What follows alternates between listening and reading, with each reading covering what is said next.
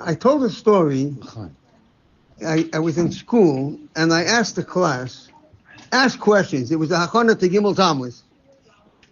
And one of the Talmidos, about 18 years old, Chassidish girl, she said, why do I need a Rebbe?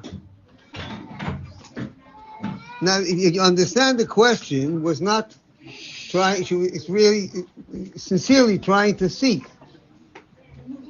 Implicit in that question is, I do everything I'm supposed to do. I have a Chassidish Hanhaga, but why do I need a Rebbe?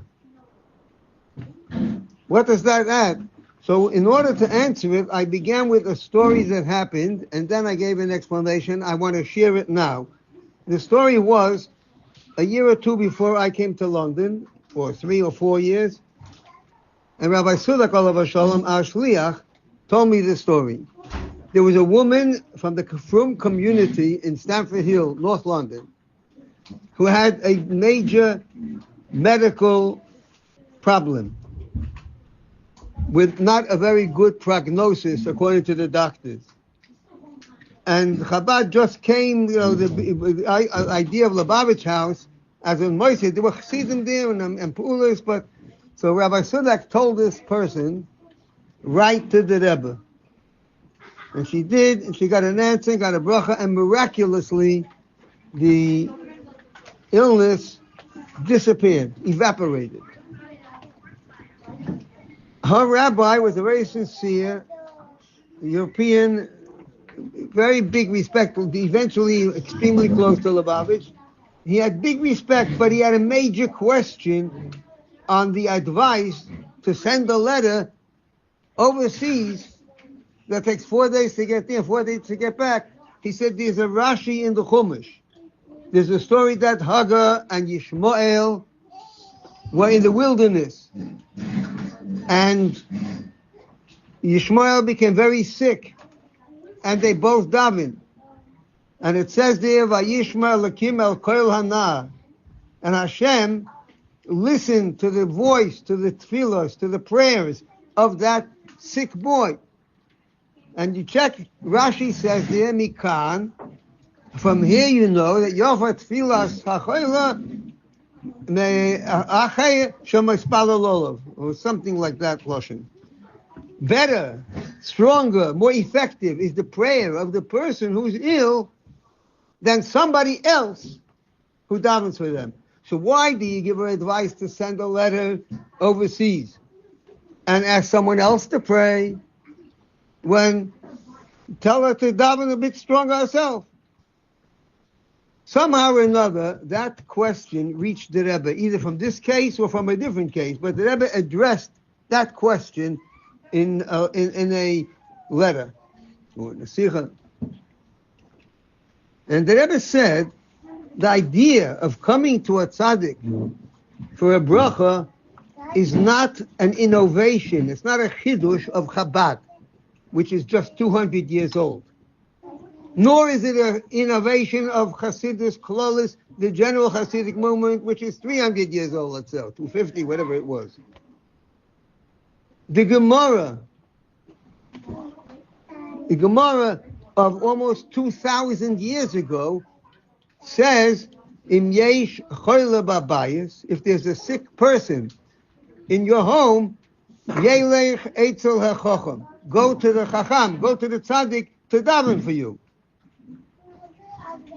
So it's not something someone says, Chabad has now come to England and you come with a new minig. It's something which goes back thousands of years. But the Rebbe said, it answers why it's not a kasha, but it raises the question that seems to be a contradiction between the Gemara and Baba Basra, which says, go to the Chacham to daven for you, and the Rashi in Lech Lecha, wherever, who says that better the tefillah of the sick person than somebody else. And the Rebbe said the answer to that question, to that contradiction, is that a Rebbe is not somebody else. A Rebbe is a neshama klolis, an all-inclusive soul which contains within him all the neshamas of that generation. The word Rebbe is a Rosh Tevis, an acronym, Rosh B'nai Yisrael. And a Rosh means the head. The head is the brain. The head is the central nervous system, which controls what happens in the body. It doesn't replace the body. If you want to go somewhere, you have to get up on your feet and you have to walk there. The brain can't walk there. The feet take the brain where it wants to go. And if you want to give someone something the brain can't give, you need the limbs of the body. On the other hand, you might be very fit and athletic and doing all your jogging and exercises and everything else. But chas v'sholom, if something happens in the brain, the connection, a person could become partially or more than that paralyzed, even though all the whole limbs of the body remain strong, because it's through the central nervous system which runs what's happening. And then another mashal is every person's neshama. The Medrash says there are 5 names to the neshama, and Chassidus explains nefesh, ruach, neshama, chaya, yechida. Chassidus says it's not just 5 names, 5 synonyms. It's 5 levels of the neshama. Nefesh relates to maisa, and ruach to emotions, and the neshama to bina, to analytic understanding, and chaya is to chokhmah, and Yechida is the connection with the upper worlds, with Hashem. And the Klal Yisrael, just like there's the mashal of the Rosh with the Guf, there's the mashal of the Neshama of all of Klal Yisrael is like one big configuration, one Neshama. And the Rebbe represents the Yechida of Klal Yisrael. And through a connection to the Rebbe, you are able to access one's own Yechida that's in your own neshama. It's through that Yechida it accesses your own. So when you say, why do I need a Rebbe? And you can point to thousands and thousands of Fruma Yidden or Yereim and Shleimim. I just saw a letter in the Igros Kodesh this week. The Rebbe writes, somebody who doesn't know about a Rebbe, so it means that the Hashgacha Pratis doesn't expect it of them. The previous generations, he writes why, when you know about it, Rebbe, why it's necessary to connect. So those people are 100% from Yereim Ushleimim. But I promise you that if they had a connection to the Rebbe, they would be able to access a much deeper reservoir within their own neshama. People operate at a fraction of capacity.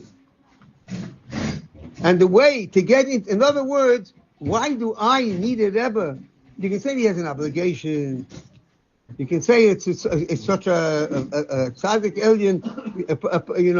There's so much you can say to say why it's good.